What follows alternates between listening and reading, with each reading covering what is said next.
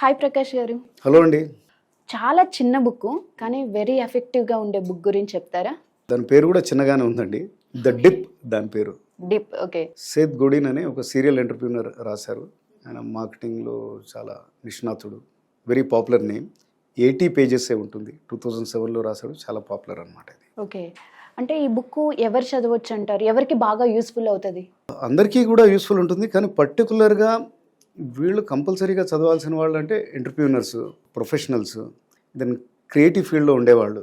Because వాళ్ళకి success వెంటనే రాదు, వాళ్ళ మధ్యలో వదిలేసే ప్రమాదం ఉంది.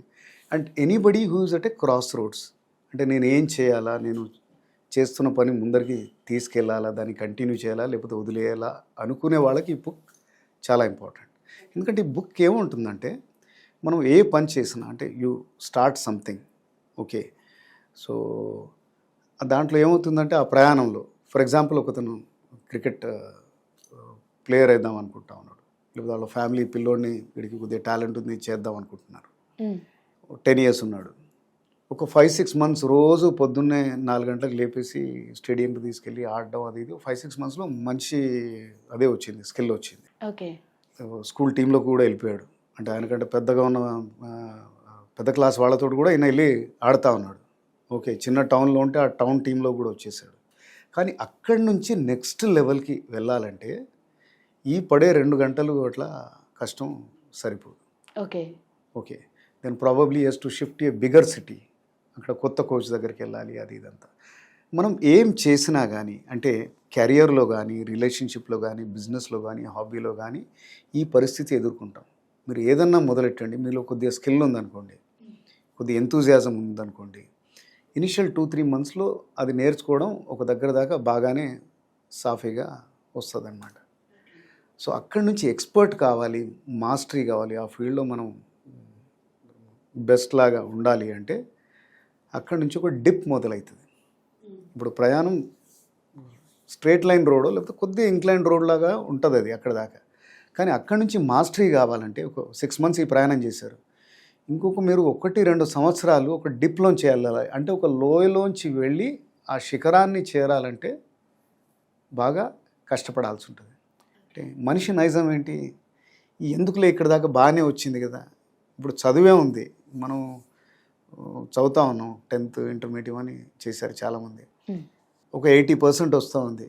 ఆయనకు కూడా ఏదో పిల్లోడు కూడా సెల్ఫ్ సాటిస్ఫాక్షన్, ఇంకా పేరెంట్స్ కూడా బహుశా ఎందుకులే వీడిని ఎక్కువ పూజ చేయడం, స్ట్రెస్కి లోన్ అవుతాడో, అది వాడికి తెలివితేటలు ఉన్నాయి, అన్నీ ఉన్నాయి, ఈ స్టడీయింగ్ హార్డ్.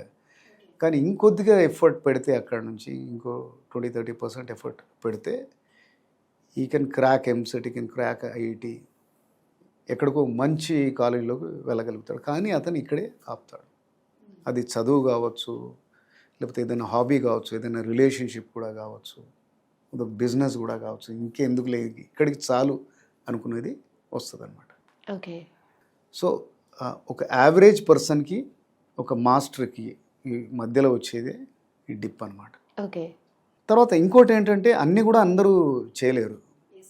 ఫర్ ఎగ్జాంపుల్ మీరు కీబోర్డ్ నేర్చుకుందాం అనుకుంటారు, మంచిదే, 2-3 నెలలు ప్రయత్నం చేస్తున్నారు కానీ అది రావట్లేదు, రోజు 2-3 గంటలు కష్టపడుతున్నారు.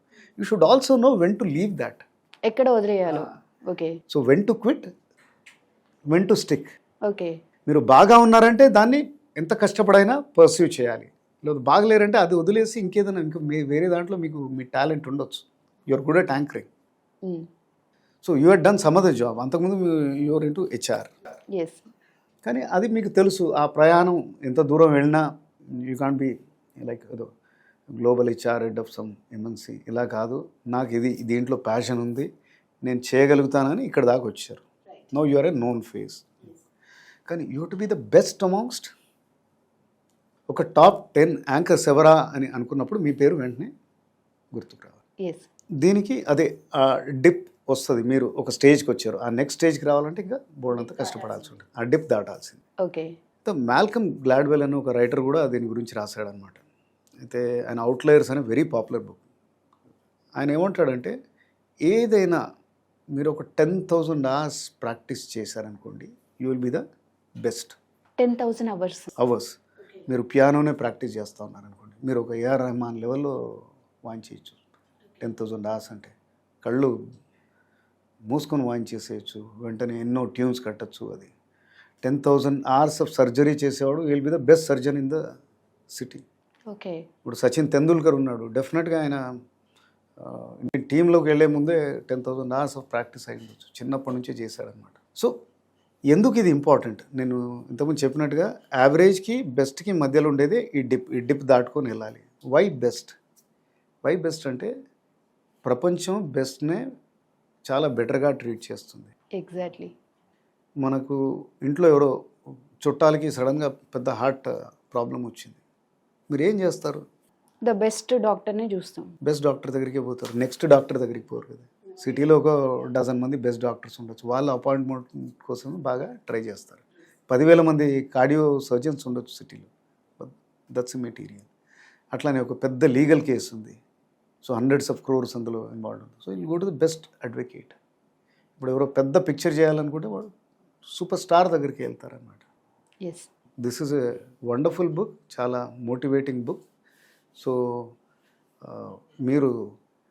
మీలో టాలెంట్ ఉంది, చాలా దూరం ప్రయాణం చేశారు, వదిలేయకండి అని అంటుందన్నమాట. డిప్ వచ్చిందనేసి కష్టం అవుతుంది, అంటే మాస్టర్ కావాలంటే కష్టం అవుతుంది, కానీ ఆ జర్నీలోంచి డిప్ వస్తుంది అనేది గుర్తుపెట్టుకొని ప్రయాణం చేయాలి. తప్పకుండా వస్తుంది డిప్, అప్పుడు ప్రిపేర్డ్నెస్ కూడా ఉంటుంది, మీరు ఈజీగా దాటగలుగుతారు. Right. Thank you sir. Pleasure.